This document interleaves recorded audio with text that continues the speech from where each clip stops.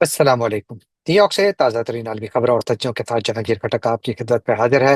नाज़रीन, आज यहाँ जमेरात की रात और मई की 21 तारीख जबकि पाकिस्तान में जुमअतुल मुबारक की सुबह और मई की 22 तारीख है।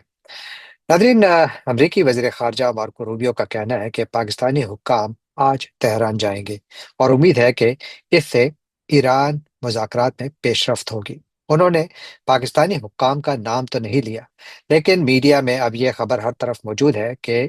जो जाने वाली शख्सियत हैं पाकिस्तान से, वो शायद फील्ड मार्शल आसिम मुनीर हैं, यानी पाक फ़ौज के सरबराह या तो ईरान पहुंच चुके हैं, क्योंकि कई जगहों पे मैं देख रहा था कि शायद वो पहुंच चुके हैं और कई जगहों पर ऐसा ही इत्तलात हैं कि शायद वो जाने का इरादा रखते हैं। लेकिन फिलहाल बाकायदा ऐलान नहीं हुआ, तो लिहाजा हम कोई कयास नहीं करेंगे। लेकिन मार्को रूबियो इस तरफ इशारा जरूर दे रहे हैं और उनका ये भी कहना है कि शायद अमेरिका और ईरान अब एक मुआहदे के करीब हैं।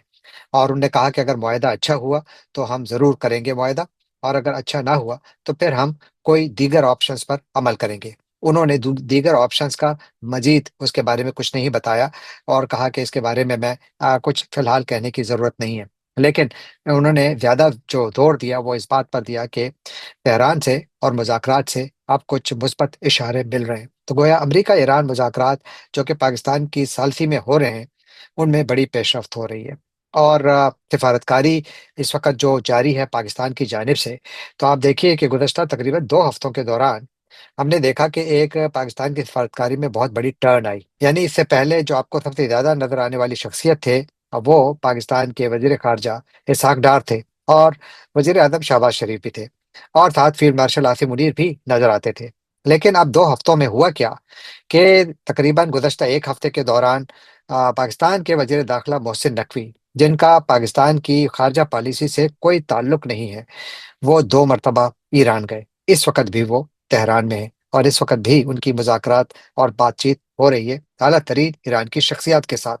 उस माहदे पर जिसका जिक्र मार्को रूबियो कर रहे हैं, और उस माहदे का जिक्र जिसको शायद फाइनलाइज करने के लिए फील्ड मार्शल आसिम मुनीर पहुंच जाएंगे। अगर ऐसा वाकई हुआ तो ये बहुत बड़ा यानी वाकया होगा, पाकिस्तान की एक बहुत बड़ी सिफारती फतह होगी। और जैसा कि मैंने अर्ज किया कि इस पूरी सिफारती तहरीक में, यानी जो इस वक्त जारी है, इसमें वजीर खारजा इसहाक डार बिल्कुल गायब है। यानी ईरान के हवाले से इनके जो आखिरी सरकारी बयान सामने आया था वो तकरीबन 2 हफ्ते पहले सामने आया था। वैसे उनका नाम इधर उधर तो आता रहा है कि कभी पाकिस्तान के ईरान में सफीर से मिल रहे हैं, या इस किस्म की जो मीटिंग्स हैं उनमें तो वो नजर आए हैं। लेकिन जो एक्टिव डिप्लोमेसी है, जिसका मतलब यह है कि ईरान या दूसरे ममालिक के वज़ीर खारजा से उनकी बातचीत, तो उस पर फिलहाल अचानक कमी नजर आ रही है। जबकि अब लगता है कि ड्राइविंग सीट में पाकिस्तान के वजीर दाखिला मोहसिन नकवी और फील्ड मार्शल आसिम मुनीर नजर आ रहे हैं। और गुज़श्ता 2 हफ्तों के अखबारात भी अगर आप निकालें तो आपको नजर आएगा कि जितनी भी सिफारतकारी हो रही है, तो उसमें आपको बहुत ज्यादा जो फोकस नजर आ रहा है वो फील्ड मार्शल आसिम मुनीर पर नजर आ रहा है। तो लगता यह है कि इस वक्त जो पाकिस्तान की फॉर्म 47 की हुकूमत है, यानी शहबाज शरीफ साहब की हुकूमत जो है, उसको इस फाइनल स्ट्रेच में, जिसको फाइनल स्ट्रेच समझा जा रहा है सिफारतकारी के लिए अमेरिका और ईरान के दरमियान, इसमें शायद उनको साइड पर कर दिया गया है। क्या ये डेलिबरेटली है या हो सकता है स्ट्रेटेजी भी हो, क्योंकि शहबाज शरीफ साहब अभी चीन का दौरा करने वाले हैं। 23 तारीख से वो चीन का 3 रोज़ा दौरा करेंगे, जो बहुत अहम है। यकीनन इताकदार उनके साथ वहाँ मसरूफ होंगे। लेकिन अमेरिका ईरान के दरमियान सालसी, मेरा ख्याल है कि दौरे चीन से इस वक्त ज्यादा अहम इसलिए है कि इसकी जो इम्प्लीकेशंस हैं वो पूरी दुनिया के लिए, ये इस खत्ते के लिए भी नहीं है, पूरी दुनिया के लिए। तो यकीनन वो पाकिस्तान के लिए भी टॉप प्रायोरिटी है। तो शायद इसीलिए पाकिस्तान की इस्टेब्लिशमेंट ने यही सोचा कि जो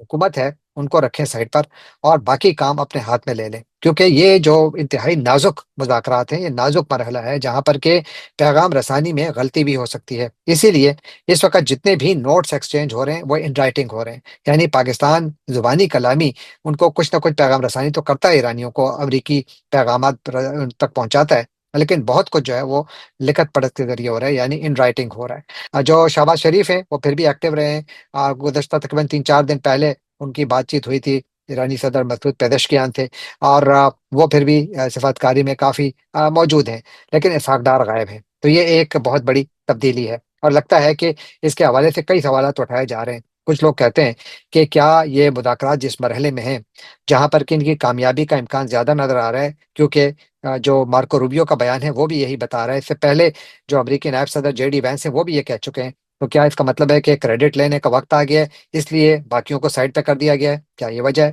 یا پھر یہ جو اس وقت سفارتکاری ہو رہی ہے، یہ اتنی زیادہ نازک ہے، اتنی زیادہ یعنی ایسے اس کی امپلیکیشنز اتنی زیادہ گہری ہو سکتی ہیں پاکستان کے لیے، کہ شاید پاکستانی اسٹیبلشمنٹ نے سوچا کہ یہ کام ان کو اپنے ہاتھ سے خود کرنا ہوگا، اور شاید اسی لیے محسن نقوی کو آگے کیا گیا، حالانکہ محسن نقوی سفارتکار نہیں ہے، نہ ہی ان کی کوئی ایسی تاریخ ہے، لیکن چونکہ وہ فیلڈ مارشل عاصم منیر کے قریب ترین ساتھی سمجھے جاتے ہیں، اسی لیے ان پر اعتماد کیا گیا اور ان کو بھیجا گیا تہران، ایک مرتبہ نہیں، دو مرتبہ، اور اس وقت بھی وہ وہاں موجود ہیں۔ لیکن یہ جو اسٹیبلشمنٹ نے فیصلہ کیا، یقیناً اس کی امپلیکیشنز بہت زیادہ ہیں، اور لگتا ہے کہ فی الحال سب کچھ انہوں نے خود ڈرائیونگ سیٹ میں بیٹھ گئے، اور حکومت یقیناً ان کے ساتھ کھڑی ہے۔ یہ حکومت کو نہیں، حکومت ان کو سپورٹ کر رہی ہے، اور جو سوالات میں نے اٹھائے، یقیناً ان کے جوابات فی الحال نہیں موجود، ان کے جوابات آنے والے چند دنوں میں بالکل سامنے آ جائیں گے۔ سفارتکاری میں یہ تیزی ایک ایسے وقت آ رہی ہے کہ جب فوڈ اینڈ ایگریکلچر آرگنائزیشن، جو کہ عالمی خوراک کا ادارہ ہے، انہوں نے وارننگ دی ہے کہ اگر آپ نے ہرمز اسی طرح بند رہی، تو اس کے نتیجے میں آئندہ 6 سے 12 مہینوں میں عالمی سطح پر ایک شدید خوراک کا بحران آ سکتا ہے۔ اور وہ کہتے ہیں کہ یہ بحران جو ہے وہ کوئی اس سال کے آخر میں شروع ہو سکتا ہے، اور 2027 میں یعنی اس کے اوائل میں یہ بہت زیادہ شدید ہو جائے گا۔ ایف اے او کا کہنا ہے کہ یہ جو خوراک کی کمی ہے، یہ سٹیپ بائی سٹیپ آئے گی، یعنی پہلے مرحلے میں انرجی کاسٹ بڑھیں گی، جو اس وقت بڑھ رہی ہیں، یعنی تیل کی قیمتیں بڑھ گئی، بجلی کی قیمت بڑھ گئی، سب کچھ مہنگا ہو گیا، گیس کی قیمت بھی مہنگی ہو گئی۔ اس کے بعد پھر فرٹیلائزر کی شارٹیج جو اس وقت دنیا بھر میں موجود ہے، اور اس کے بعد پھر فوڈ سپلائی کی ڈسرپشنز، کیونکہ بہت سارے ممالک اپنی خوراک کو سنبھال رہے ہیں، وہ دنیا میں عالمی مارکیٹ میں اپنی خوراک نہیں لائیں گے، کیونکہ ان کو بھی یہ خوف ہے کہ چونکہ ان کے پاس فرٹیلائزر کی کمی ہے، تو وہ زیادہ خوراک نہیں پیدا کر سکتے، لہذا ان کے پاس خوراک کی کمی آ سکتی ہے، جس کے نتیجے میں یقیناً نہ صرف یہ ہے کہ انٹرنیشنل لیول پر، انٹرنیشنل مارکیٹ میں جو خوراک ہے وہ کامیاب ہوگی، یعنی زیادہ اویلیبل نہیں ہوگی، اور دوسرا یہ کہ وہ بہت زیادہ مہنگی ہو جائے گی۔ اور کہتے ہیں کہ ایشیا، لیٹن امریکہ اور افریقہ، یہ وہ تین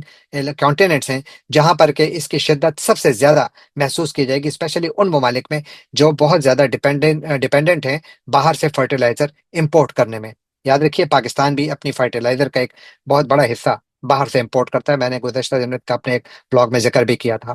اسی طرح یورپین یونین، جس کا میں نے کل ذکر کیا تھا، یورپین یونین بھی بہت زیادہ اس وقت ایکٹیولی کام کر رہی ہے کہ ان کے ریجن میں فرٹیلائزر کی شارٹیجز کے اوپر قابو پایا جا سکے، لیکن ان پر اتنی آسانی سے قابو پانا مشکل ہے، لہذا وہ اب جو وہاں کے کسان ہیں ان کو تحفظ دینے کی کوشش کر رہے ہیں، تاکہ ان کا جو فی الحال اگر کوئی فصل میں ان کو مسئلہ آتا بھی ہے، تو ان کے مسائل کو کم سے کم کیا جائے، کیونکہ اگر فصلیں نہیں ہوگی تو کسان پیسے کہاں سے کمائے گا، لہذا ان کے لیے مسائل بڑھ رہے ہیں، اور حکومتیں اب ایکشن میں آ رہی ہیں۔ اور اسی لیے جو ایف اے او ہے، اس نے دنیا بھر کی حکومتوں سے اپیل کی ہے کہ آپ چند چیزیں نہ کریں۔ ایک یہ کہ اپنے لیے الٹرنیٹ ٹریڈ روٹس تلاش کریں، کیونکہ جو آپ نے ہرمز ہے اس کی بندش سے کافی مسائل پیدا ہو گئے ہیں۔ دوسرا یہ کہ اپنی خوراک پر ایکسپورٹس پر بین نہ لگائیں، کیونکہ اگر آپ لگائیں گے تو پھر قیمتیں بڑھیں گی۔ اور پھر ساتھ یہ کہ جو ایگریکلچر کی ریزیلینس ہے، یعنی جو زراعت کا شعبہ ہے، اس کو مضبوط کرنے کے لیے کام کریں، اور ایسی ٹیکنالوجیز پر کام کریں جس میں کہ آپ فرٹیلائزر کی کم استعمال سے بھی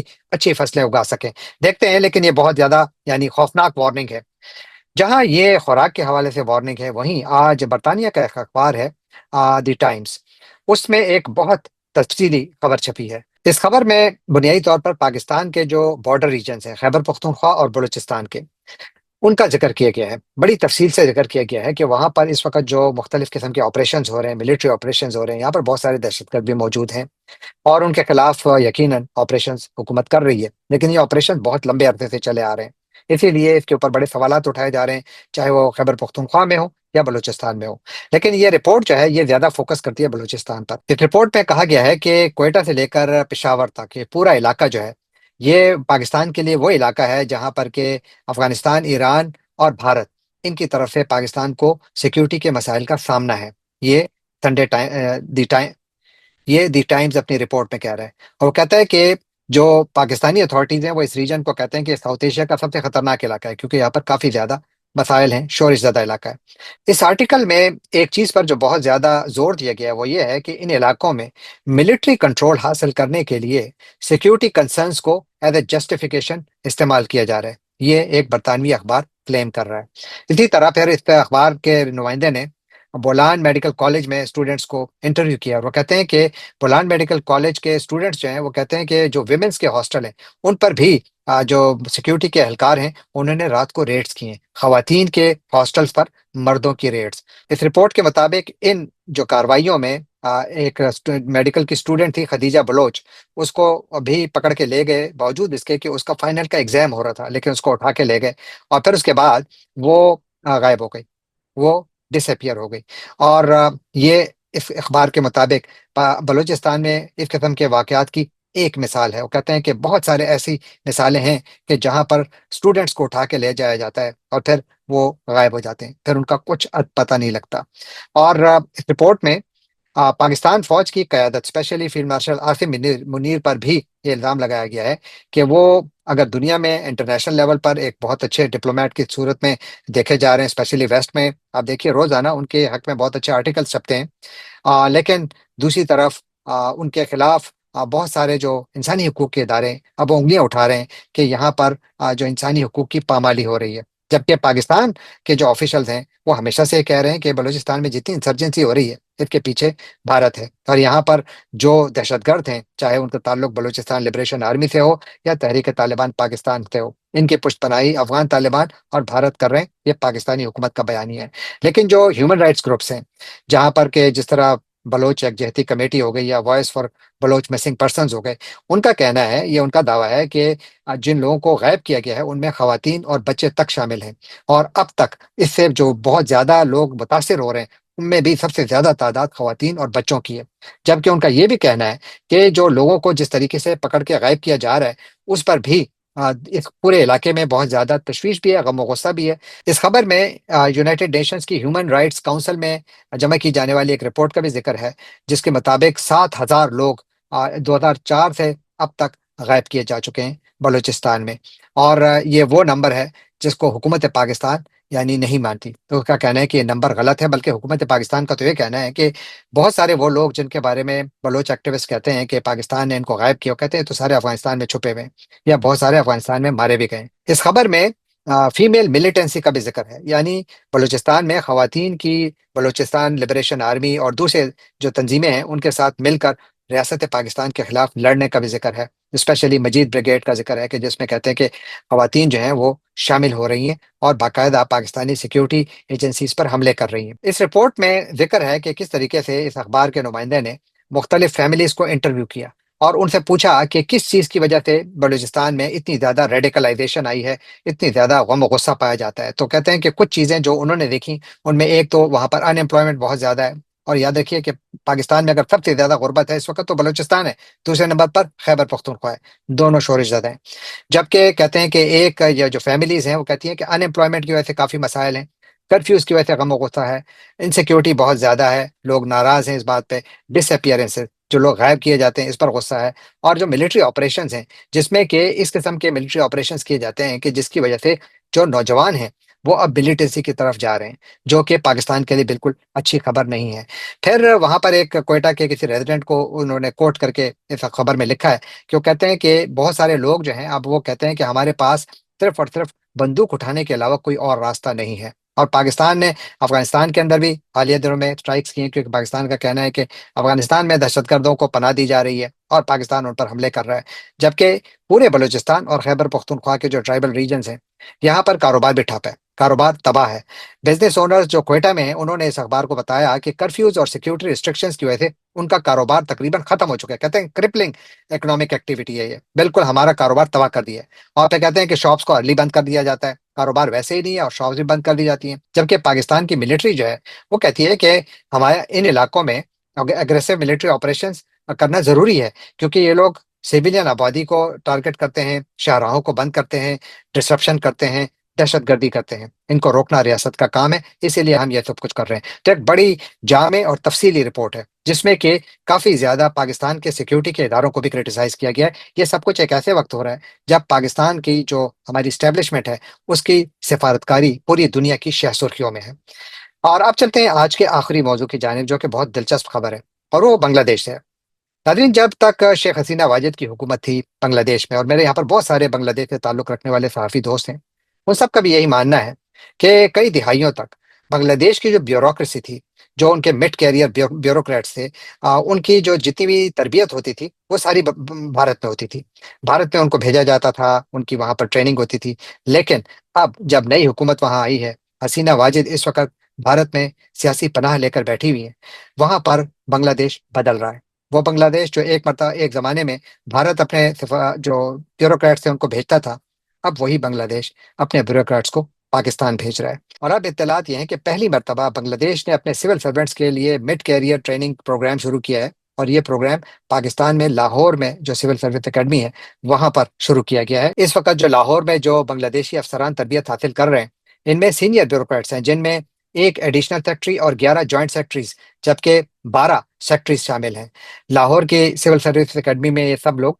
तरबियत हासिल कर रहे हैं। और ये मेरा ख्याल है कि एक बहुत ही अहम प्रोग्राम है, क्योंकि पाकिस्तान और बांग्लादेश के दरमियान ताल्लुकात जिस मुश्किल दौर से गुजरे हैं, अब ये एक अच्छी टेरिटरी में दाखिल हो चुके हैं, जहां पर के दोनों मुल्कों के दरमियान पॉलिसी लेवल पर एडजस्टमेंट्स हो रही हैं। और अगर बांग्लादेश की हुकूमत ये समझती है कि उनको अब भारत अपने सिविल सर्वेंट्स को भेजने की कोई ज़रूरत नहीं है, बल्कि अब वो पाकिस्तान भेजेंगे, तो समझ लें कि बांग्लादेश में वाकई तब्दीली आ चुकी है। इस बड़ी तब्दीली के बावजूद बांग्लादेश में अभी भी भारत अपनी सिफारती कोशिश जारी रखे हुए है, और उसकी कोशिश है कि बांग्लादेश अपने जो सिविल सर्वेंट्स हैं उनको तरबियत के लिए भारत भेजे। लेकिन फिलहाल लगता है कि नई हुकूमत इस मूड में नहीं है। तो साउथ एशिया बदल रहा है, यहाँ पर मामलात काफ़ी चेंज हो रहे हैं। और ये यकीनन पाकिस्तान और बांग्लादेश के बाहमी ताल्लुकात के लिए मेरी राय में बहुत अच्छी खबर है, क्योंकि किसी भी रियासत की पॉलिसी बनाने में यही लोग रीढ़ की हड्डी का किरदार अदा करते हैं। और अगर ये लोग पाकिस्तान में आकर तरबियत हासिल करेंगे, तो यकीनन इनके जहन में पाकिस्तान के हवाले से जितने भी